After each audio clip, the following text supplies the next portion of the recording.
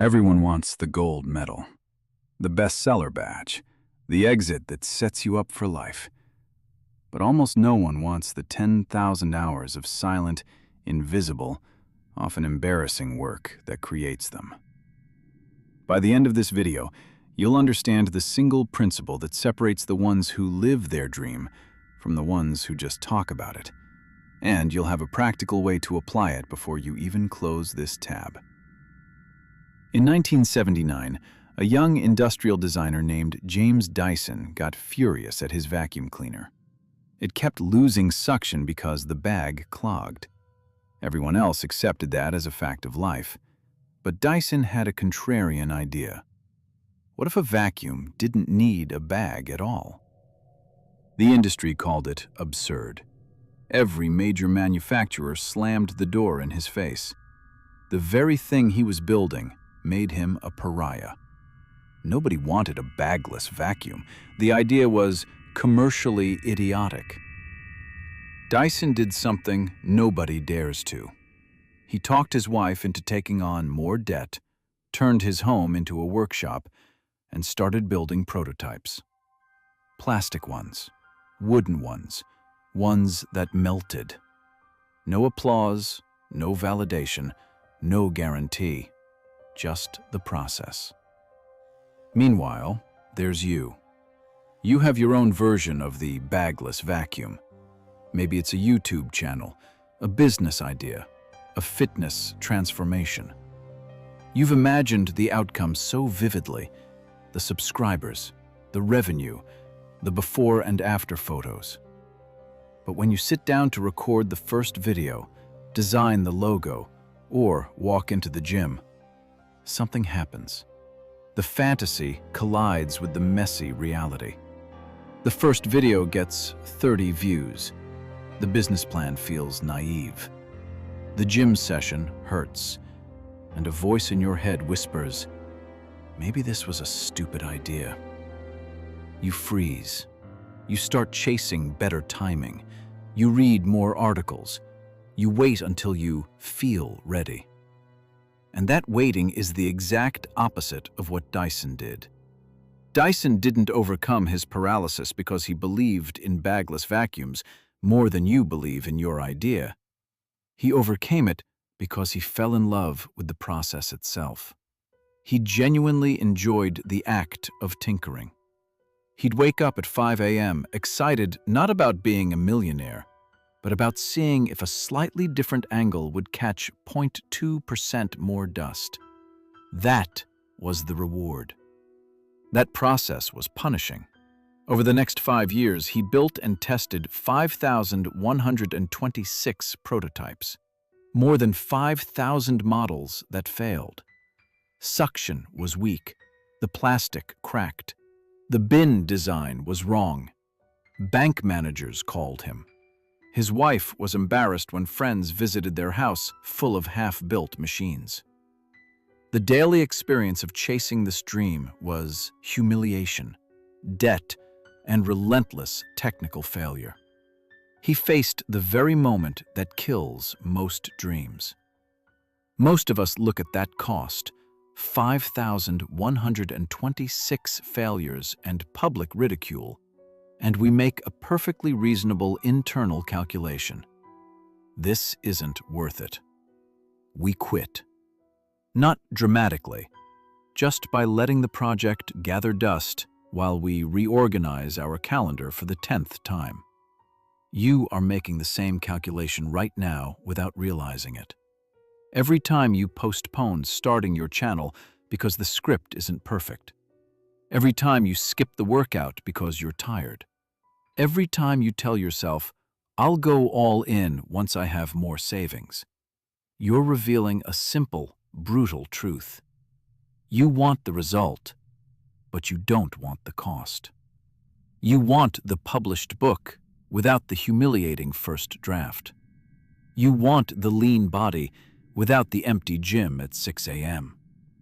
You want the thriving business without the 200 ignored cold emails. You're not actually stuck. You're just negotiating a deal the universe never offered. And the single principle that all successful people share is that they stop trying to make that deal. They merge the outcome with the cost in their minds until they're inseparable. For Dyson, building a successful vacuum wasn't a future event he needed to reach. It was the solitary testing session on a Thursday night. The process was the product. So here's the principle, stated brutally. If you don't genuinely enjoy the frustrating, lonely, unglamorous process of doing the thing, you don't actually want the outcome. You just want the fantasy of the outcome in your head. And the distance between fantasy and reality is the precise distance that kills motivation. This isn't a call to grit your teeth and suffer. That's a misunderstanding. Dyson wasn't miserable building those prototypes. Tired, stressed, worried, yes, but the core activity lit him up. The 5,126 failures weren't punishment, they were data. Each one was a tiny, fascinating clue. The dust didn't spiral correctly at a 15-degree angle? Fascinating. What about 16? And that reframe changes everything. The practical entry point for you isn't become more motivated. It's what I call the do something principle. When you're frozen, you don't think your way into action. You act your way into clarity. Dyson didn't think his way to a perfect shape. He molded his way there, one clumsy prototype at a time. The action came first. The little victories followed. This same loop is waiting for you. The first video you publish will be imperfect and cringe-inducing. Most people will ignore it. Some might even leave a cutting comment. That's not a sign you should stop. That is the prototype. That rejection and awkwardness isn't something to avoid. It's the material you need to get better. In the act of uploading that video, you'll generate the motivation to make the next one a tiny bit sharper. And in making the next one, you'll naturally start to see what works and what doesn't. You stop aiming for a perfect launch and instead string together 1,000 small experiments. This is exactly how Dyson navigated his commercial rejection. When every manufacturer told him his vacuum was a terrible idea, that wasn't a stop sign. It was a sorting mechanism. Their no filtered out the people who designed products based on selling replacement bags. They were the wrong audience for a fundamentally different approach. Their rejection actually protected him from trying to please the keepers of the old model. The success-obsessed culture around you screams the opposite. It shows you the mansion, the six-pack, the viral video, but it never shows you the 5,126 failed prototypes that came before. It creates a culture where people are ashamed of their messy early drafts and their low view counts, so they hide them. They never get the market feedback. They never collect the data. They stay stuck in the garages of their minds, forever polishing an idea that never sees daylight. After 5 years and those 5,126 failures, he finally cracked it. The G-Force, the first bagless vacuum using dual cyclone technology, worked brilliantly. Yet no existing vacuum company wanted it. Dyson had to do something even crazier. He started his own company, went into deeper debt, and sold the product himself in Japan. Slowly, demand grew. Within a few years, the Dyson DC-01 became the best-selling vacuum in the UK thanks to a simple TV ad that explained the problem and his solution. James Dyson eventually became a billionaire. Here's the part the storybooks skip. After the fame, the wealth, the knighthood, something hollow crept in. Dyson has spoken about the odd disorientation of achieving the thing you chased for so long. The mountain is climbed, The obsession is satiated, and then you wake up the same person with the same anxieties, the same restless mind. Except now, you have nothing tangible straining to be born. This is the hidden cost of winning. The process that gave his days meaning, the private, engrossing puzzle, was largely complete. The benefit of success created a vacuum of a different kind, a purpose gap. Dyson redirected that energy not toward more money, but toward new, impossible problems he was willing to fail at for years. Small motors, Airblade hand dryers that took 4 years and millions in prototypes. Hair dryers, 5 years, 1,000 plus prototypes. Even an electric car that ultimately failed and cost him a fortune of his own money. He didn't do this because he needed more.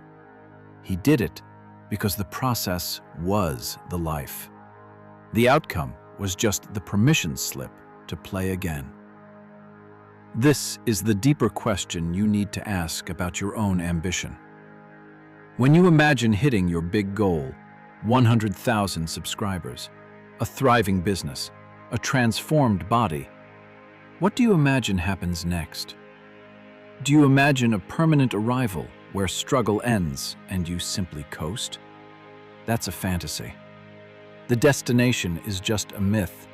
The grind doesn't stop. If you can't find enough satisfaction in the daily, anonymous, uncelebrated process today, more success won't fix that. It will only magnify the emptiness and complicate your life with people who want access to your outcome. The only reliable path isn't to get better at wanting the reward. It's to get more honest about what you genuinely enjoy doing when nobody is clapping. Write not because you dream of being a writer, but because you feel more alive at the keyboard than anywhere else. Build a business not for the exit, but because the puzzle of selling a product lights you up. Film videos not to hit a subscriber milestone, but because the curiosity of testing a title and watching retention curves is genuinely fun for you. When you orient your life around the process you love, success stops being something you chase and starts being something you naturally stumble into while you're busy doing what you do for free.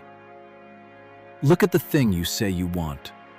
Now remove the applause from your imagination. Remove the money, the recognition, the external proof that you've made it. If that thing still calls to you, if you would do it alone in a garage at 5 a.m. while the world tells you it's idiotic, then you've found something real. Pursue it with everything you have. Every failure along the way is just data. Every rejection is just a filter removing the people who aren't your audience. And the process itself, the thing everybody else is trying to skip, will give you a life of deep, sustaining engagement. But if you can't say that, if the process itself bores you or feels like a chore, then don't punish yourself. That's not a character flaw. It's valuable information. It means you're free.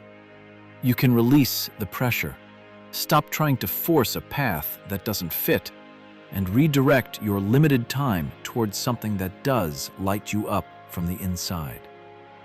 The goal isn't to suffer loudly on the way to a prize you may never reach. Thank you.